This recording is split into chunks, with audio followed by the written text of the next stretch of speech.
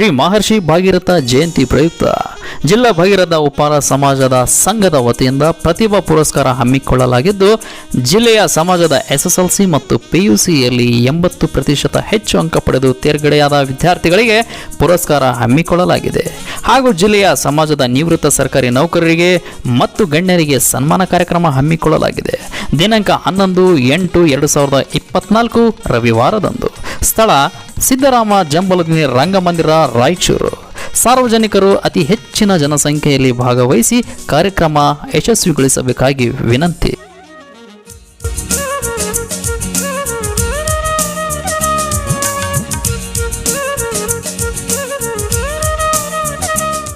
ವಾಸ್ತುಶಿಲ್ಪ ಕಲೆಯಿಂದ ಬ್ರಹ್ಮಪ್ರಿಯರು, ಸಾಗರಕ್ಕೆ ನೀರು ತುಂಬಿ ವಿಷ್ಣುಪ್ರಿಯರು, ಗಂಗೆಯನ್ನು ಕರೆತಂದ ಶಿವಪ್ರಿಯರು, ಬ್ರಹ್ಮ ವಿಷ್ಣು ಶಿವಪ್ರಿಯರೇ ಉಪ್ಪಾರರು.